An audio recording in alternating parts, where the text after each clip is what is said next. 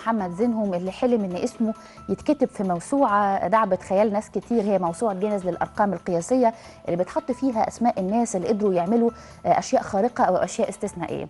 محمد شاف ان قوته في صوابعه. محمد لعب ضغط لكن مش زي ما احنا بنلعبه على ايدينا الاثنين، لعبوا بصباعين اتنين. تعالوا نشوف محمد زينهم يستاهل صحيح انه يخش موسوعه العمالقه، واحد من الناس. هي فقرتنا اللي جايه.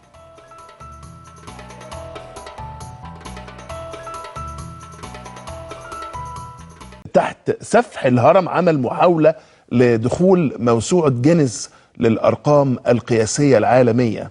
محمد عمل تمرين للضغط على إصبعين، بس إيه بقى الضغط 46 مرة في الدقيقة.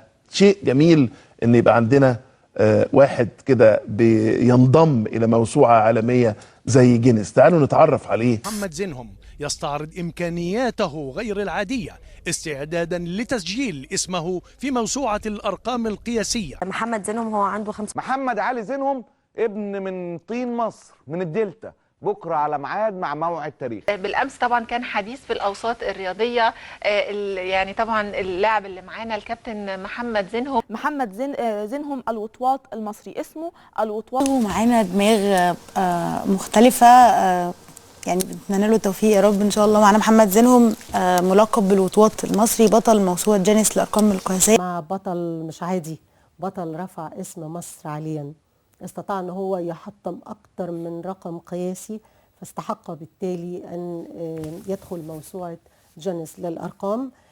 ضيفنا هو الكابتن محمد زينهم. صباح الخير يا مصر، وفقرتنا دي كابتن محمد زينهم ضيفنا. بيعمل ضغط على الارض على 30 مره. الرجل الوطواط او الكابتن محمد زينهم، مصري ابن مصري، نجم ولكن خلف الأضواء. هو على موعد مع التاريخ، هكذا قالوا عنه، وسنشاهد ذلك عمليا. فتح شبابيك عينيك، حلمك بقى بين ايديك. اتمنى ان انا اسجل اكتر من رقم كمان غير اللي شفته النهارده في موسوعه جينيس. بقى بين ايديك، مش عيب انك تكون انسان باي لون، مش عيب انك تكون انسان باي لون، العيب انك تكون للغير مدد ايديك. انا محمد علي زينهم، بطل جمهورية 6 سنين في اللياقة البدنية وخريج تربية رياضية جامعة الأزهر، واخد دورة في الأكاديمية الأولمبية اللي هي دورة عالمية في الإعداد البدني. يعني المفروض أنا كل الأساس بتاعي يعني رياضة. ابدأ ربك يعينك. لأن أنا صرفت على الموضوع بتاعي كتير، وأي نعم كانت جينيس كانت محتاجة 100,000 جنيه عشان إن أنا أجيب الحكم، لكن أنا بعد المصاريف اللي أنا شفتها كان ممكن وفرتها، لأن أنا صرفت نصهم لحد ما وصلت إن أنا وصلت لليوم اللي أنا فيه النهارده ده الخير جواك اكيد. اسافر دايما باستمرار على القاهره وافتكر يوم انا نمت فيه على كورنيش النيل من كتر ما قعدت الف على المسؤولين من هنا لهنا ومن هنا لهنا وعلى الاعلاميين. لا تعبت كتير. جينيس ملهاش اولا جايزه ماليه، اتمنى زي ما انا ما تعبت عشان بس ارفع علم مصر، او ان يتقال ان في واحد مصري دخل في موسوعه جينيس ودخل في الرياضه. يا جماعه انا مثلا مش بقول ان انا بعمل حاجه في حاجه زي، مش هقول هايف او مش هقول يعني ملهاش لازمه. يعني مثلا مش مخرم يا جماعه جسمي ومركب فيه حلقان فاخدت اكبر عدد تخريم في جسمي فدخلت بيه موسوعه جينيس، ولا انا مطول ضوافري طولها قد كده فدخلت بيه موسوعه جينيس، ولا مطول شعري. ده يا جماعه انا بقول انا في الرياضه. واحده بواحده برضه الحمد لله ما يئستش، تنتني على مدار سنه قعدت احارب بعد موضوع الرفض.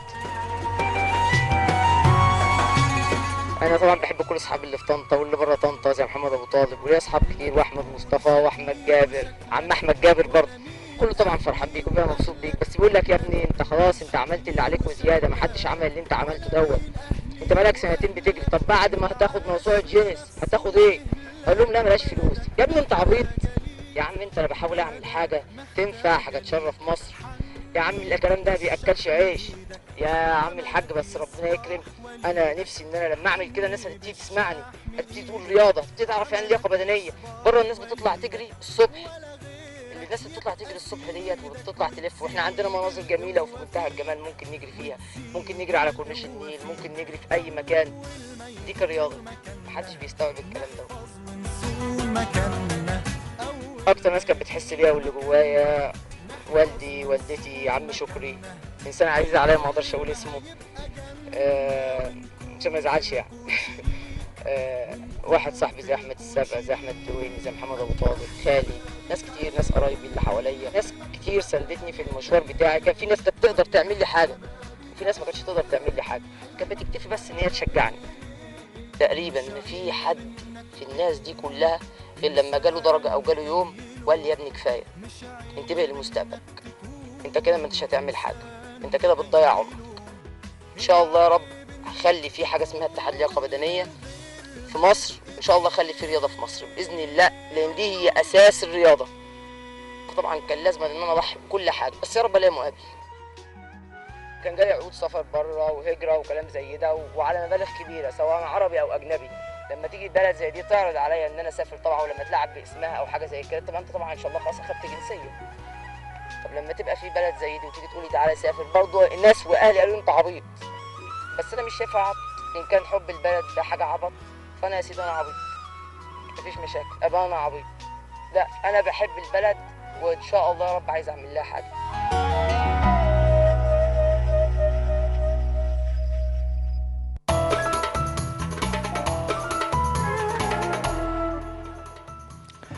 وصبح على حضراتكم مشاهدينا الكرام، يا رب كل صباح دايما بكل الخير والحب والسعاده. شفتوا محمد زينهم لسه من شويه 48 عد الضغط على صابعين في الدقيقه الواحده، بسم الله ما شاء الله. بس اللي انا عايز اقوله لحضراتكم انه دور من ادوارنا احنا ابراز اي نجم مصري. انا كنت مره بقول لحضراتكم انه بورتريه، يعني صوره اي بطل يرفع علم بلدنا ده لازم تكون محفوظه، ده الف ب ان انا اتعامل مع الرياضه. عموما هيكون ان شاء الله ضيف موجود معانا ونتابع دايما اخباره اولا باول. مش عارف بقى اقول لكم، يعني انا